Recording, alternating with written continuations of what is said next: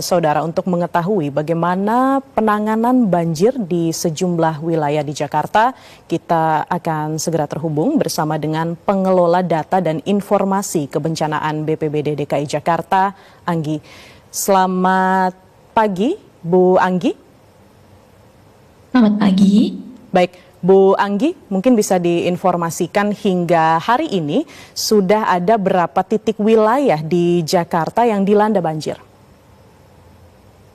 Baik, sampai dengan pukul 7 hari ini masih terdapat genangan yang terjadi di 89 RT dan 2 ruas jalan.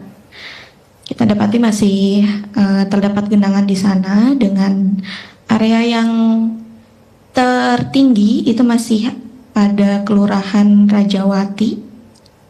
Itu dengan ketinggian kurang lebih 250 cm. Baik, seperti Bu. Itu.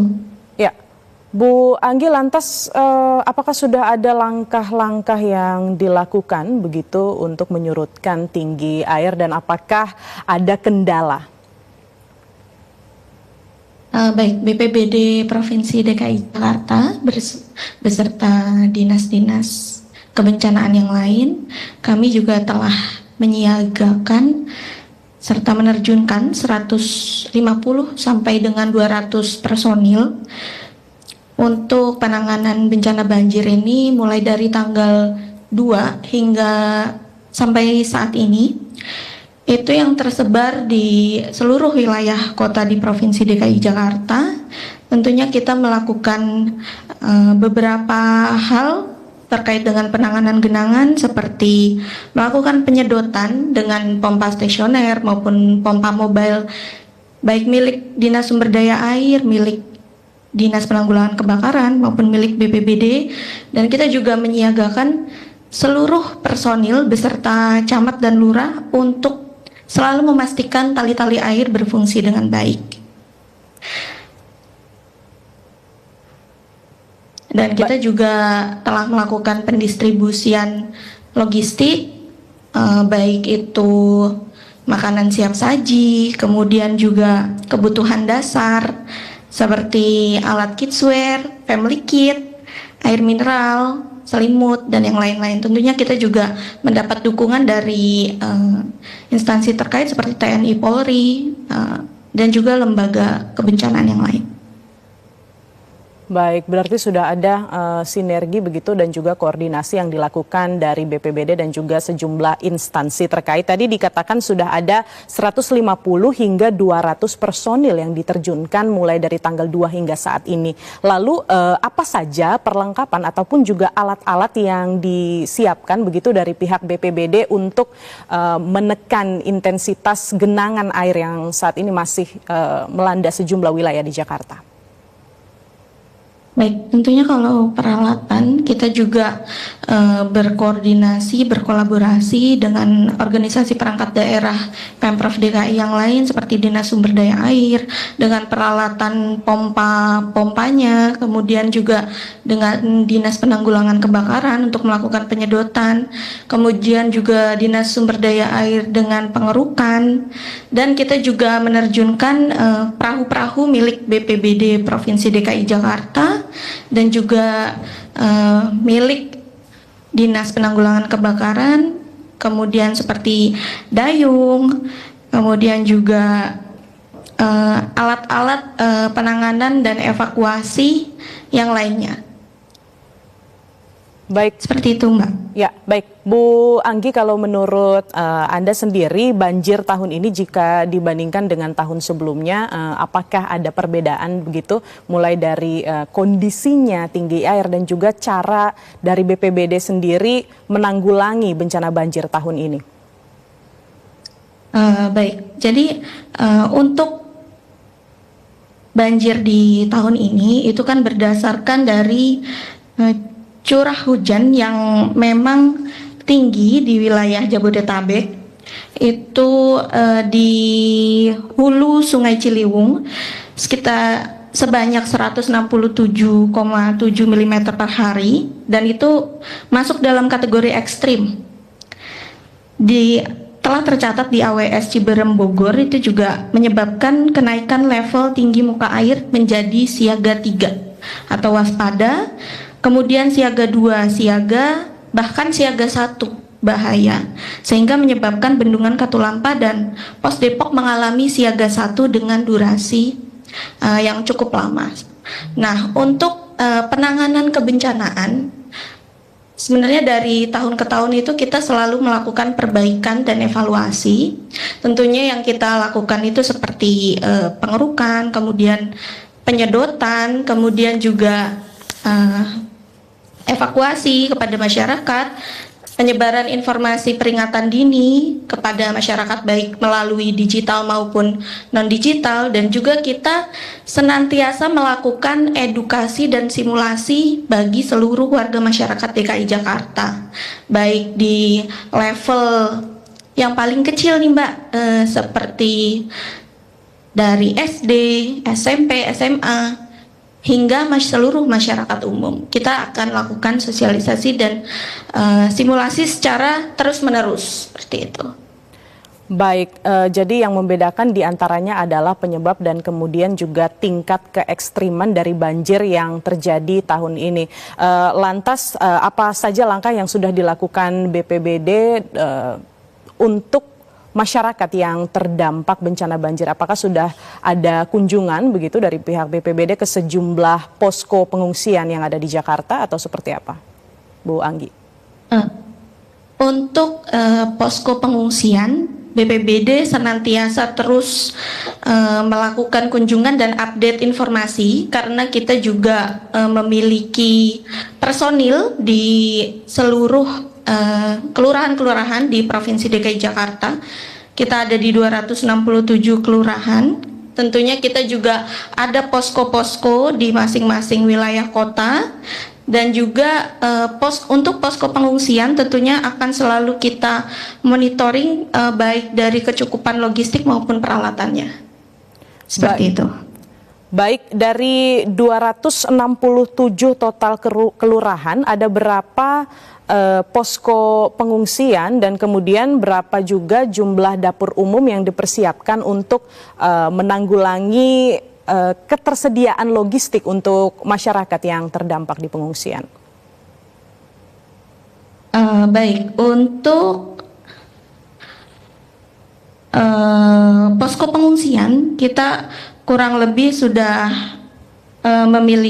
sudah tersebar di beberapa kelurahan, seperti di Kelurahan Kampung Melayu, kemudian Kelurahan Bidara Cina, Cawang, Pejaten Timur, Cilandak, kemudian Lebak Bulus, Kembangan Selatan, dan masih terdapat banyak posko-posko pengungsian yang lainnya. Dan untuk dapur umum itu hampir seluruh posko pengungsian kita juga sudah berkolaborasi dengan Dinas Sosial. Itu kita selalu menyiapkan dapur umum juga untuk kebutuhan pengungsi maupun warga masyarakat yang terdampak. Baik, dari hasil kunjungan BPBD sendiri, apa saja kebutuhan-kebutuhan urgent begitu atau esensial yang dibutuhkan masyarakat di posko pengungsian, Bu Anggi? Baik, untuk kebanyakan masyarakat itu pastinya yang pertama itu kebutuhan dasar, Pak. Jadi pangan, sandang. Nah, kemudian juga banyak juga kebutuhan-kebutuhan seperti tadi seperti air mineral. Kemudian juga yang paling penting itu kebutuhan evakuasi barang-barang atau dokumen milik warga masyarakat itu sendiri. Dan juga untuk pengamanan dokumennya kita seperti apa, kita juga nanti akan berkoordinasi dengan Dinas Dukcapil terkait dengan dokumen-dokumen penting dari mereka. Kemudian juga untuk penyediaan makanan dan minuman pastinya kita juga selalu pantau ketersediaannya. Dan kemudian juga kebutuhan yang mendesak lainnya. Banyak juga pengungsi yang memiliki bayi, itu kan berarti dia memiliki kebutuhan atau case khusus seperti itu. Baik, lalu ke depannya apa saja rencana yang akan dilakukan dari pihak BPBD sendiri untuk membantu mempercepat penanganan bencana banjir ini, baik untuk penurunan tinggi air maupun juga untuk masyarakat yang terdampak, Bu Anggi? Baik, untuk rencana ke depannya kita berangkat dari analisa BMKG bahwa prediksi curah hujan di Provinsi DKI Jakarta pada tanggal 3 sampai dengan 5 Maret itu masuk di kategori curah hujan sedang hingga lebat. Nah, kemudian di tanggal 6 sampai dengan 9 Maret kita masuk pada potensi curah hujan ringan hingga sedang. Sehingga hal itu berpotensi pertumbuhan awan di Provinsi DKI Jakarta dan sekitarnya itu bisa naik sampai dengan 70%. Nah, berdasarkan parameter cuaca, kemudian juga curah hujan dengan intensitas yang tinggi, itu masih sangat berpotensi di wilayah DKI Jakarta maupun sekitarnya. Oleh karena itu, kita juga perlu mempertimbangkan akan adanya operasi modifikasi cuaca kembali, sebagaimana hal itu juga sudah kita lakukan di awal tahun dan juga kemarin yang baru-baru ini itu ada di tanggal 4 Maret itu dilakukan oleh Badan Nasional Penanggulangan Bencana. Pastinya kita berupaya untuk melakukan hal-hal yang akan menekan resiko dari bencana tersebut. Baik, salah satu upaya yang dilakukan untuk menekan intensitas curah hujan dari BPBD adalah modifikasi cuaca. Lalu Bu Anggi, kira-kira berapa banyak modifikasi cuaca yang harus dilakukan sehingga nantinya curah hujan ini bisa benar-benar turun begitu dan tidak terjadi lagi banjir, Bu Anggi? Baik, untuk pelaksanaannya akan dilakukan berapa banyak atau berapa kali, pastinya kita juga memperhatikan banyak sekali faktor, Mbak. Jadi mulai dari faktor ketersediaan awan hujannya, kemudian juga faktor cuaca yang lain, yang itu dalam pelaksanaan operasi modifikasi cuaca kita selalu berkoordinasi juga dengan BMKG. Jadi nanti ketika pada rapat, jadi sebelum pelaksanaan operasi modifikasi cuaca kita itu biasanya melakukan briefing gitu, Mbak. Nah, di saat waktu briefing kita kira-kira bisa melakukan operasi modifikasi cuaca di jam berapa, berapa kali, itu baru ketahuannya nanti saat briefing di saat pelaksanaan gitu. Jadi kalau untuk sekarang yang bisa kita lakukan adalah ya berusaha untuk melakukan operasi modifikasi cuaca, tentunya juga dengan dukungan oleh pemerintah pusat, BMKG maupun BNPB, seperti itu, Mbak. Baik, kalau melihat perakiraan cuaca begitu yang sudah dianalisis oleh pihak BMKG, kira-kira nanti apa yang dapat dilakukan dari pihak BPBD untuk mengantisipasi terjadinya banjir ataupun juga intensitas curah hujan yang tinggi ke depannya, Bu Anggi? Baik, pastinya kalau BPBD itu selalu berkoordinasi dengan Dinas Sumber Daya Air untuk melakukan pengerukan, pemantauan, dan juga menyiagakan pompa-pompa mobile. Nah, hal itu yang sangat masyarakat butuhkan atau perlukan, terutama apabila baru terjadi genangan aja kita udah langsung melakukan penyedotan seperti itu.